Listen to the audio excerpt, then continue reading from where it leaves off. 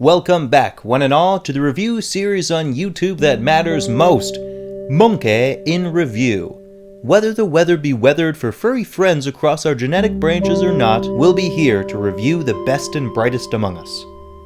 Today's primate for your consideration is the late, loved Harambe the gorilla. May 28th, 2021 marked the 5-year anniversary of the unjustified death of Harambe. In honor of the date, Michael from Vsauce tweeted in commemoration with Spitfacts. Now, when looking up information on Monke's in Review, I use either Wikipedia, articles on the matter, or YouTube clips from news broadcasts. However, given the cult-like meme godhood internet status that Harambe has acquired, I thought it fitting to start using internet sweetheart Michael himself as my citation. The death of Harambe brought us all together. Quote, "The word Harambe is in fact all about coming together. In Swahili it means all pull together, and refers to the East African tradition of labor done not as a job for payment, but for the good of the community. The word can be found on the coat of arms of Kenya." Unquote. He went on to say, artist and singer Rita Marley's song Harambe, Working Together for Freedom, was actually what inspired the gorilla's name. Unquote. Thank you, Michael, for your admiration of what's lost, your dedication to facts, and your sweet, sweet beard. Now, before covering the incident in question that everybody already knows, I want to cover Harambe's earliest travels leading to his induction to the Cincinnati Zoo. Harambe was born at the Gladys Porter Zoo in Brownsville, Texas, on May 27, 1999. He was named by Dan Van Copenolle, a local area counselor who had won a naming contest sponsored by the zoo. I was listening to a particular reggae song, and the performer kept singing this word, Harambe, Harambe. And halfway through the song, she explained what it was, and it means to pull together, to help each other, sharing and caring, and come together. Wow, so hence the name. Right. So, okay, now how did you put two and two together? How did you figure out the contest? After I finished running, I was thinking, well, I can use that in my job as counseling, because that's what I was working on with my students. Right. And I sat down, I read the paper every morning, and I saw that the contest was in there, and I said, wow. And I had to go to a workshop that same day at the zoo, so I said, okay, I'm going to print up something and drop it off, and that's what happened. What an amazing story. On September 18, 2014, Harambe was transferred to the Cincinnati Zoo and Botanical Garden to learn adult gorilla behavior and join a new social group. Little did everyone know at that time, including Harambe, that somewhere in Cincinnati a 1-year-old baby local would begin to stretch his legs, silently, cunningly, preparing to lunge over guardrails. Okay, but jokes aside, the internet happened to be particularly ugly when it came to harassment and judgment towards the child. Obviously, the kid was innocent. The blame could have been passed to his parents and the zookeepers that chose bullets over tranquilizers, but all in all, it was an accident. An accident due to parental oversight and snap judgments by the keepers, but no one deserves the amount of hate the internet dishes out. Not just with this incident, but like on a daily basis. The real issue in this scenario is regarding the concepts of zoos to begin with. Human interference regarding to not just large swaths of wild animals, but our current lack of regulations even with endangered animals is the real problem. It's atrocious. The only cause I can think of where human interference is absolutely necessary is with pandas, but the rest are reasoned to be necessary due to cruel illegal poaching practices done by other humans, which we then use saving these animals to exploit the ones we save.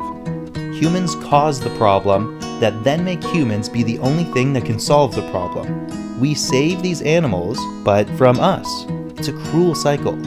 Sanctuaries are like the best case scenarios put beside zoos, but just because they don't exploit the animals.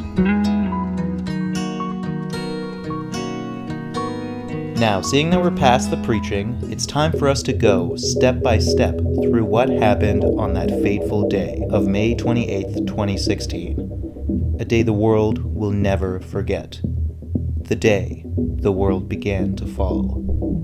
On May 28th, a 3-year-old boy visiting the Cincinnati Zoo fell into the moat at the Gorilla World Habitat. Witnesses said they heard the child say he wanted to go into the gorilla enclosure. The boy then climbed a 3-foot-tall fence, crawled through 4 feet of bushes, and then fell 15 feet into a moat of shallow water. Zoo officials immediately signaled for the 3 gorillas in the habitat to return inside, and 2 females did so. However, the 3rd gorilla, an inquisitive 440-pound male silverback, climbed down into the moat to investigate the child splashing in the water. Over the next 10 minutes, Harambe became increasingly, quote, agitated and disoriented by the screams of the onlookers. He carried the child through the water, occasionally propping him up when he sat or pushing him down when he stood. Harambe exhibited, quote, strutting behavior, walking around with legs and arms stiffly extended to appear bigger. A bluffing move, though one with inherent danger, should he throw or drag the boy around too roughly. Harambe then carried the boy up a ladder out of the moat onto dry land. Afraid for the boy's welfare, zoo officials made the decision to kill the gorilla, doing so with a single rifle shot. Cincinnati firefighters said the boy was between Harambe's legs when the shot was fired. Harambe was killed 1 day after his 17th birthday. The boy was given a trauma assessment and transported to the Cincinnati Children's Hospital Medical Center. His injuries were non-life-threatening. Police investigated possible criminal charges against the parents, while the parents defended the zoo's actions. The boy's mother also became the target of harassment on the internet and social media. On June 6, 2016, Ohio prosecutor Joe Dieters said that the mother would not face any charges of wrongdoing. The zoo is investigated by the Association of Zoos and Aquariums, which sets the standard for zoos, and the USDA. Several vigils took place to honor Harambe's death. A candlelight vigil was held at Hyde Park, London. Anthony Seda, an animal rights activist, spoke at a vigil at Cincinnati Zoo, saying, "I'm not here to decide what was right and what was wrong. The fact is that a gorilla who just celebrated his birthday has been killed." This is to remind people, let's keep the focus where it needs to be. That situation between the parents and the zoo will sort itself out. All of us screaming about who is to blame is not going to fix problems. The shooting received criticism from several high-profile celebrities. The incident sparked debate among biologists and primatologists on whether gorillas and other primates should be held in captivity at all. Primatologist Jane Goodall said that, according to the video, it seemed Harambe was trying to protect the child. Goodall later issued a longer explanation in an interview with the president of the International Fund for Animal Welfare, concluding that the zoo had no choice but to kill Harambe. She wrote, quote, "It was awful for the child, the parents, Harambe, the zoo, the keepers, and the public. But when people come into contact with wild animals, life and death decisions sometimes have to be made." Goodall said that as long as humans and wild animals are kept in close proximity in zoos, there is no way to prevent accidents from happening. But she believed that zoos, quote, "with the highest standards of care, could play an important role." Zookeeper Jack Hanna strongly defended the zoo's actions as the, quote, "correct decision," noting that a tranquilizer dart may have taken 5 or 10 minutes to take effect and could have aggravated Harambe further. Primatologist Franz de Waal said he saw a few options for the zoo. Quote, "A gorilla is so immensely strong that even with the best intentions, and we are not sure that Harambe had those, the child's death was a probable outcome." Dicks out for Harambe, you know what the fuck it is. Hey, dicks out for Harambe. Regarding the memification of Harambe, People magazine wrote, "Harambe continues to live on in the collective mind of the internet, entering into a rarefied state of venerated meme status." One of the most widespread memes was noted by the Washington Post and New York Magazine, who observed a proliferation of over-the-top and fake tributes to Harambe. Quote, "The idea is, the more intense and more sincere seeming the expression of mourning is, the funnier the joke."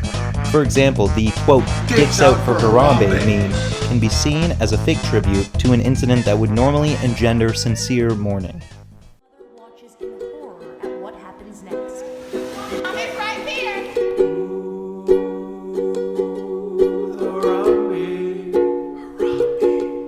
We miss you. We want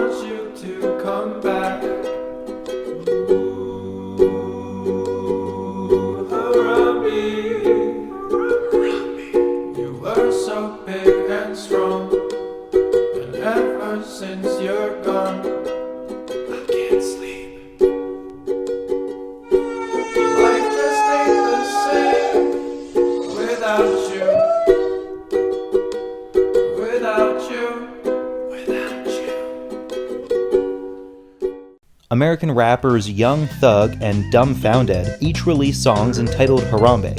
The former did so on his album Jeffrey, each track of which is named after one of his, quote, idols, although the lyrics do not refer to the gorilla. The latter likens the fate of the ape to gang violence and police brutality. Canadian dubstep producer Excision included a song named Harambe in his 2016 album Virus. On March 30th, 2019, Elon Musk released a surprise 2-minute rap song titled Rip Harambe onto his SoundCloud. The track was performed by Young Jake, written by Young Jake and Caroline Polachek, and produced by Blood Pop. Rolling Stone magazine called the track a bouncy tribute to Harambe. On naming contests for newborn baby gorillas, a teenager made a petition for Dublin Zoo to name a newborn baby gorilla as Harambe Jr. or Harambeta if female, after Dublin Zoo announced a newborn baby gorilla by tweet. It was either unsuccessful or unannounced. Under the guile of memery, several conspiracies related to Harambe's death have also surfaced throughout the years. One connected Harambe to the WikiLeaks info dump of Hillary Clinton during the 2016 election, going so far as connecting Harambe to the knowledge of Pizzagate. Another was connected to Jeffrey Epstein being unalived by his elite counterpeople, including the Clintons. Granted, conspiracies, in a twisted way, allow people to cope with genuine tragedies, such as 9/11 or Sandy Hook, it's important to note how dangerous these beliefs can be. These ideas do not merely stay at helping people avoid loss by blaming other imaginary people, they extend out into actions against innocent people. Countless individuals have harassed the Cincinnati Zoo, for example. Its director, Thane Maynard, reacted negatively to all the attention, saying, quote, "We are not amused by the memes, petitions, and signs about Harambe. Our zoo family is still healing, and the constant mention of Harambe makes moving forward more difficult for us. We are honoring Harambe by redubbing our gorilla conservation efforts and encouraging others to join us," unquote. In late August of the same year, the zoo deleted its Twitter account after being targeted daily by trolls mentioning Harambe. The zoo resumed its account after 2 months.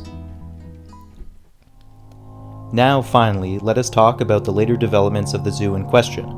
In September of 2017, the zoo added Mshindi, a 29-year-old male western lowland gorilla, transferred from the Louisville Zoo. He joined females Chewy, 21, and Mara, 22, who were present on the day of the killing. At the same time, the zoo created a new indoor habitat where the public could safely view the gorillas year-round from behind safety glass. And so now, we all find ourselves in the year 2021, and on, every year carrying us past the loss of one of the most beautiful gorillas humanity has ever seen in captivity. Only now, he is in captivity no more. Now, he is free.